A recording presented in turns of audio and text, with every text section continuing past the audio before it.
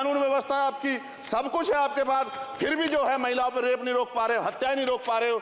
सुनो भाई, मैंने ध्यान से आपको सुना है, सुनिए जरा। No don't please. जिस दिन अम्बेडकरवादी गुस्सा हो जाएगा वो फिर इस सरकार को जो 24 में आ गई है वो आने वाले चुनाव में ऐसा सबक सिखाएगा कि दोबारा पलट के नहीं देख पाओगे। तो मैं, मेरे दाएं तरफ जो साथी बैठे उनको बुरा लगेगा, कर्नाटक में 14,732 करोड़ रुपए इन्होंने दूसरी योजना में लगा दिए और मध्य प्रदेश में आपने 95 करोड़ रुपए जो है दूसरे बजट में लगा दिए। हमारा जो मिलता है उसको तो मत छीनो भाई। एमएसपी की लीगल गारंटी कोई बात नहीं हुई है। किसानों को जो 6,000 रुपए मिलते हैं उसको बढ़ा के 12,000 रुपए करना चाहिए और फसल बीमा जो है उसका सारा प्रीमियम सरकार भरे, किसानों पे बोझ ना लगे। रिजर्वेशन प्रमोशन में लागू नहीं किया गया, पुरानी पेंशन को बहाल नहीं किया गया, इस पर चर्चा नहीं हुई। देश में मनरेगा समेत न्यूनतम मजदूरी की दर 700 रुपए होनी चाहिए। समान काम समान वेतन पॉलिसी लागू होनी चाहिए। जो रसोई की चिंता करते हुए 500 रुपए प्रति सिलेंडर से ज्यादा के दाम नहीं होने चाहिए, जो महिलाओं को राहत मिल सके। बिजली के दामों में भी कमी होनी चाहिए। बेरोजगार युवाओं को 5,000 रुपए भत्ता मिलना चाहिए, जो बेरोजगार युवा जो है अपनी पढ़ाई या अपना खर्चा उठा सके। मैं अपने क्षेत्र के विषय में महोदय आपसे कहना चाहता हूं कि पश्चिम यूपी में नगीना में एक एम्स बनना चाहिए, एक IIT बननी चाहिए, एक IIM बनना चाहिए। नगीना लोकसभा में उद्योग धंधे लगने चाहिए। नगीना की कताई मिल जो है उसको पुनः शुरू कराना चाहिए। RRTC जो योजना है सरकार की उसको मेरठ से आगे बढ़ाकर मुजफ्फरनगर, सहारनपुर से नजीबाबाद नगीना होते हुए उसको नगीना तक ले जाना चाहिए। साथ साथ नजीबाबाद से मुंबई के लिए एक ट्रेन चलनी चाहिए और नगीना, श्योरा, किरतपुर में रेलवे के ओवरब्रिज बनने चाहिए। सभापति महोदय, सामाजिक न्याय मंत्रालय को 13,000 करोड़ रुपए दिए गए और जनजाति कार्य मंत्रालय को 13,000 करोड़ रुपए दिए, कुल 26,000 करोड़ रुपए, जो कुल बजट 48.20 लाख का लगभग 0.54% है। जबकि हमारी संख्या 25% से ज्यादा SC ST की और बहुजन समाज की मिलाओगे तो 85% से ज्यादा है। और हमारे विकास के लिए सरकार 1% बजट 1% पैसा खर्च कर रही है, जो मिलना हमें चाहिए, जबकि मिलना हमें 25% चाहिए। ये ऊंट के मुंह में जीरा के समान है, कहावत हमने बहुत दिन सुनी थी। पिछले लंबे समय से हमारे साथ धोखा हो रहा है, लेकिन अब ये नहीं चलेगा। चंद लोगों की तराजू से देश के संसाधन नहीं बटेंगे। इस देश का बहुजन समाज बर्दाश्त नहीं करेगा। संसाधन का बंटवारा संख्या के आधार पे होगा। माननीय काशीराम साहब नारा लगाए थे, ना तो वोट हमारा राज तुम्हारा चलेगा, और आज हम कह रहे हैं ना ही वोट हमारा और नोट तुम्हारा चलेगा। इस बात का भी ध्यान जो है सरकारों को देना पड़ेगा। आपके माध्यम से सरकार से मेरी एक मांग है, सरकार इस योजना का लाभ भी अपने आप ले ले, सरह भी ले ले कि 1 लाख रुपए सालाना बहुजन समाज के अत्यंत गरीब परिवारों को दे।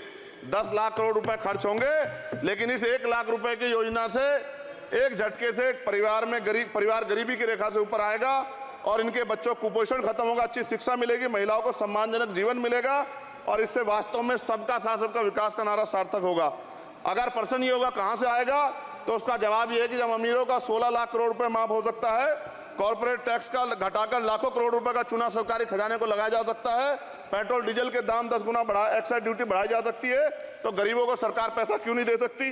महोदय, समय आ गया है, अब निजी क्षेत्रों में आरक्षण की व्यवस्था होनी चाहिए।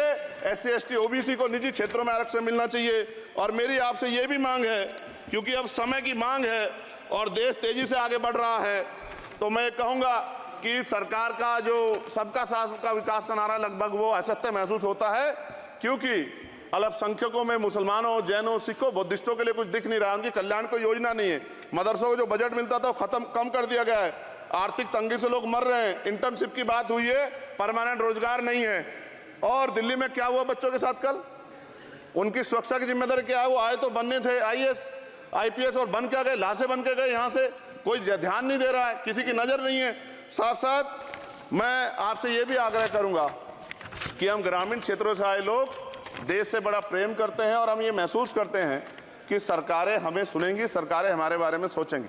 लेकिन ऐसा महसूस हो जाता है आज़ादी के 75 साल बाद, और जिसको अमृत काल कहा जा रहा है, आज भी SC ST OBC के लोगों पर अत्याचार हो रहा है। अभी 2 दिन पहले गोली से उड़ा दिया गया गाजियाबाद में और राजस्थान में गर्दन काट दी गई। ये घटनाएं देख कर डर लगता है, घर से निकलते हुए भी कि आने घर वापस लौटेंगे नहीं लौटेंगे। तो मेरा सरकार से आग्रह है, अगर आज़ादी के 75 साल बाद भी हमारी हत्या हो रही है, तो हमारी मां को भी दर्द हुआ होगा जब उसने हमें पैदा किया हो। हमारी बहनों को भी हमारे खोने का दर्द होता होगा।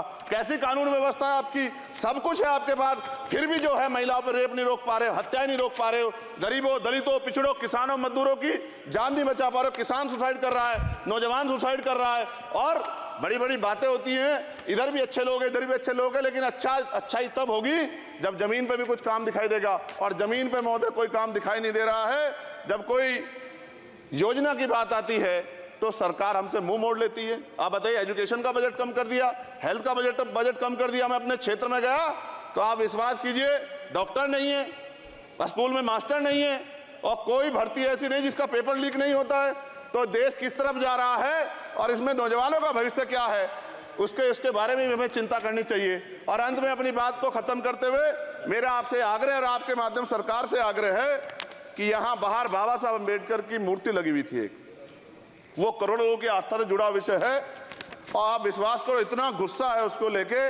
मेरी आपके माध्यम से मैं हाथ जोड़ता नहीं हूं, लेकिन मैं हाथ जोड़ के आपसे आग्रह कर रहा हूं कि प्रधानमंत्री जी, सरकार से हमारी आग्रह कि वो अम्बेडकरवादियों के सम्मान का ध्यान रखते हुए, उनके जो है दिल की पीड़ा को समझते हुए, दर्द का ध्यान रखते हुए उस मूर्ति को पुनः स्थापित करा दीजिए। अगर इसमें कोई राजनीतिक कारण अलग बात है, लेकिन मैं कंक्लूड कर रहा हूं। मगर मैं आपसे कहना चाहता हूं, इसमें बहुत गुस्सा है। जिस दिन अम्बेडकरवादी गुस्सा हो जाएगा, वो फिर इस सरकार को जो 24 में आ गई है, वो आने वाले चुनाव में ऐसा सबक सिखाएगा कि दोबारा पलट के नहीं देख पाओगे। तो मैं आपका धन्यवाद करता हूं, और मुझे विश्वास है कि सरकार मेरी बातों पे गौर करेगी और गरीबों के बारे में सरकार सोचेगी, गरीबों को आगे बढ़ने के अवसर प्रदान होंगे। धन्यवाद।